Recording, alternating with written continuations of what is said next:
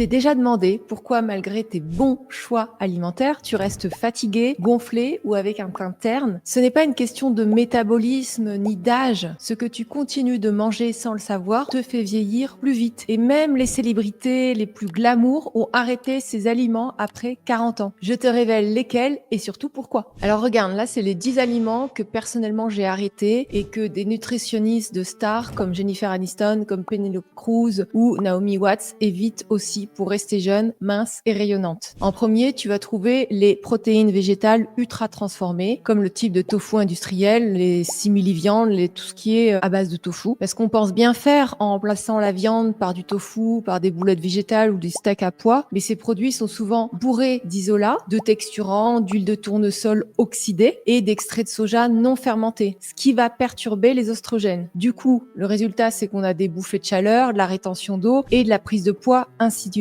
C'est exactement ce qui s'est produit pour moi quand je mangeais du soja. Depuis que j'ai arrêté, c'est complètement différent. Et les stars comme Gisèle Binoche, comme Jessica Alba ne consomment que du miso, du tempeh ou du soja fermenté artisanal. Pour être un petit peu plus spécifique, le soja en excès ou mal préparé peut perturber les aquaporines qui sont essentielles pour l'hydratation et la santé cellulaire. C'est quoi les aquaporines? Les aquaporines, ce sont comme des petites portes dans les cellules qui laissent passer uniquement l'eau et elles permettent à ton corps de bien hydrater les cellules et de réguler la quantité d'eau à l'intérieur. Ce qui veut dire que sans les aquaporines, l'eau ne rentre pas bien dans tes cellules et c'est ce qui fait une déshydratation cellulaire, une peau sèche, une inflammation, la fatigue ou des troubles métaboliques. Donc si tu veux, pour faire simple, quand le taux d'oestrogène baisse, comme à la ménopause, le passage de l'eau dans les cellules devient moins efficace. Donc trop de phytoestrogène, ça crée des dérèglements des aquaporines, surtout chez les femmes ménopausées ou en syndrome prémenstruel ou avec des troubles hormonaux. La deuxième chose, c'est les antinutriments. Tout ce qui est acide phytique, lectine, oxalate. Je vais te donner la définition. Donc acide phytique, c'est une substance qu'on trouve dans les graines, les noix, les légumineuses. Elle va empêcher ton corps d'absorber certains minéraux comme le fer, le zinc, le calcium. Donc si tu en consommes trop souvent, ça peut créer des carences. Pas très grave, mais c'est intéressant à savoir. Les lectines, ce sont des protéines présentes dans les céréales et légumineuses comme les haricots et certaines plantes et en excès, elles peuvent irriter les intestins et favoriser l'inflammation, la perturbation de la digestion, toutes ces choses-là. Et le troisième, les oxalates, ce sont des cristaux naturels qu'on trouve dans beaucoup d'aliments entre guillemets sains comme les épinards, les amandes, le cacao, tout ça. J'ai fait une vidéo là-dessus que je te mettrai dans la description pour que tu regardes sur les oxalates. J'ai fait volontairement courte, efficace pour que tu aies toutes les informations en condensé. Donc les oxalates, s'ils s'accumulent, ils peuvent bloquer certains minéraux, fatiguer les reins et provoquer des douleurs ou des inflammations. Ça veut dire que les oxalates, sur les 3 que j'ai cités, c'est celui auquel il faut faire le plus attention. Ensuite, le troisième point, ce sont les toxines environnementales. Donc les OGM, les résidus de pesticides. Donc ces toxines-là, ça va ajouter un stress oxydatif des membranes, donc un vieillissement accéléré. Quand je dis résidus de pesticides, ça va être tout ce qui est bouteilles en plastique, avec tout ce qui est contenant en plastique. Si vous mettez votre alimentation dans du perroir en plastique, ça va être les poêles en téflon, ça va être les couteaux en céramique, bourrés de tout un tas de choses qu'on ne veut pas. Ça va être les spatules en bois qui vont être colorées, blanchies ou avec vernis. Tout ce qui n'est pas naturel. Tout ce qu'on trouve, alors à l'intérieur des aliments en tant que conservateur, et tout ce qu'on trouve à l'extérieur, c'est-à-dire les boîtes plastiques, tout ça, ça va nous perturber. Le quatrième point, ce sont les perturbateurs de la thyroïde. Évidemment, si le soja perturbe la thyroïde, ça peut aussi provoquer des œdèmes, de la rétention d'eau et une désorganisation de l'hydratation au niveau cellulaire. Pour résumer, évite le soja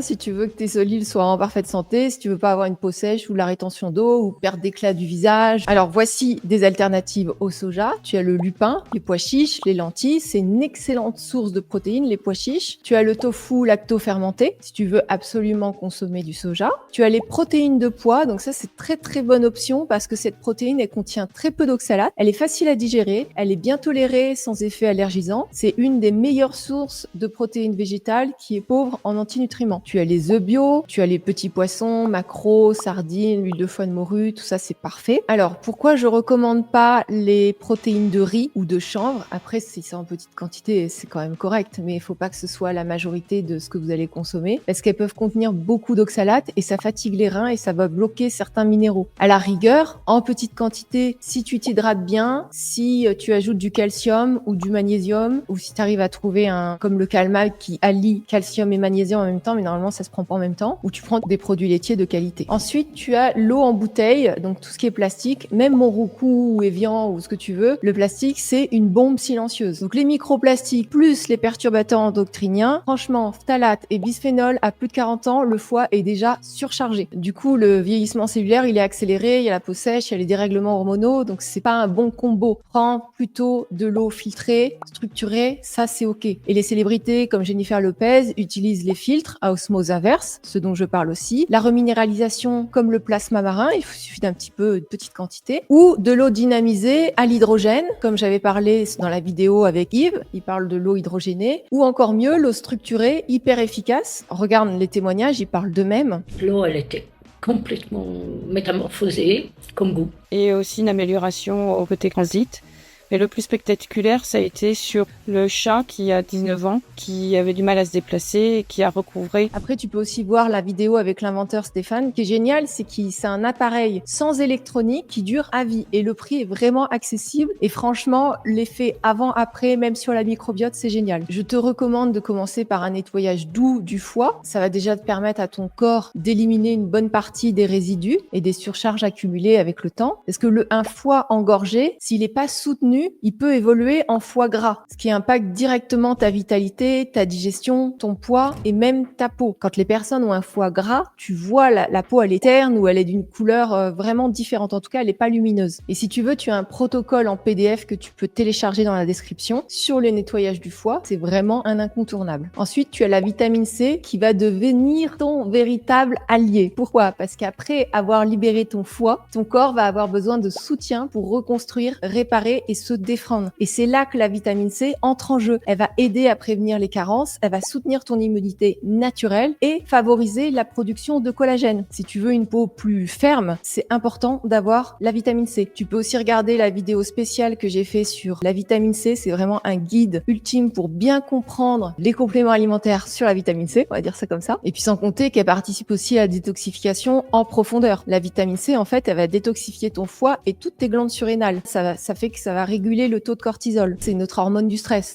C'est vraiment important, c'est vraiment un pilier. Si tu veux pas regarder la vidéo sur la vitamine C, il y a plusieurs sites de vitamine C de bonne qualité que j'ai répertoriés. Je te mets tout en descriptif avec les codes promo pour chaque site. Le 5e point, ce sont les fruits secs sulfités, tout ce qui est abricot, orange fluo, tout ce qui est raisin, figue industrielle. Au secours.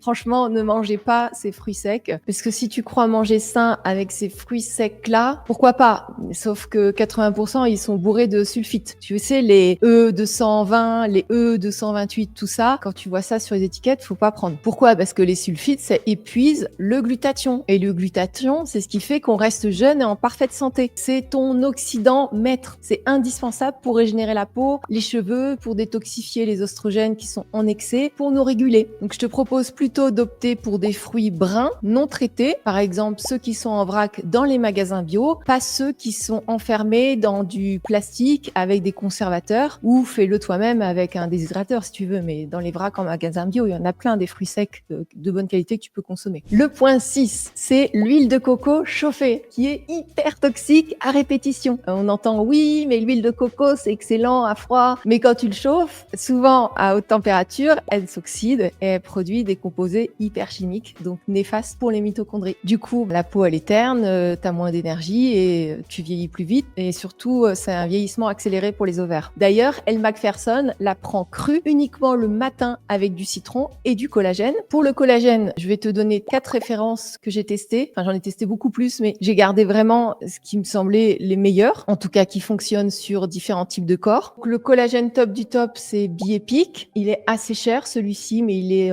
soutenu par 14 autres ingrédients comme l'acide hyaluronique, la vitamine C et d'autres. Et donc celui-ci, c'est un type 1, 2, 3. Donc c'est rare d'avoir les types 1, 2, 3. C'est un budget, mais généralement, quand les personnes ils prennent pour la première fois, ils recommandent quand ils voient les effets. Ensuite, tu as celui de Asea. Donc ça, c'est plutôt pour les véganes. Efficace aussi, presque au niveau de Biepic. Ensuite, tu as Apoticaria. Donc Apoticaria, c'est un collagène type 1 et 3. Lui, il est enrichi en glycine. Donc si en plus, tu as des problématiques de tendons, la glycine, c'est vraiment un acide aminé hyper important, autant pour notre jeunesse que pour tout le reste. Donc il est un petit peu plus enrichi en glycine que par exemple, le Novoma, c'est un peu les deux types de collagène qui sont équivalents. Donc, c'est les mêmes prix. Les deux, il y a moins 10%. Donc, c'est pas le prix qui va discuter. C'est Novoma, il a de la vitamine C et il y a un autre ingrédient dedans. Et Apoticaria, il est un peu plus enrichi en glycine, ce qui est intéressant. Donc, c'est bien d'alterner de toute façon sur les types de collagène. Ah oui, autre chose pendant que j'y pense, quand tu retires les huiles riches en acide linoléique, comme les huiles de tournesol, de maïs, de soja, de pépins de raisin, de nombreuses personnes rapportent ne plus avoir de coups de soleil, même après des expositions prolongées. C'est pas un hasard parce que ça s'explique vraiment très bien biologiquement. Donc sans t'expliquer tout le processus ici parce que ce serait trop long et que la vidéo serait trop longue, ce qu'il faut retenir, c'est que trop d'oméga 6 égale inflammation chronique de bas grade. Ça veut dire que ton corps est en état inflammatoire de manière permanente, légère, sans que tu le sentes. Ce qui veut dire que tu auras moins de tolérance face aux agressions extérieures, les UV, le stress, les toxines, tout ça. Donc moins de capacité à te réparer rapidement. Et c'est aussi pour ça qu'on recommande les oméga 3 en supplémentation. Parce que des oméga 6, on en a partout dans les gâteaux, les plats préparés, en plus de ce que nous mettons dans les salades. Donc si tu peux remplacer par des huiles stables comme l'huile d'olive, l'huile de coco, l'huile d'avocat ou le beurre clarifié, en ajoutant des oméga 3, donc ça peut être du lin frais broyé, frais, ne pas le garder broyé plus de 3 jours, ou du lin trempé, ou du lin en huile,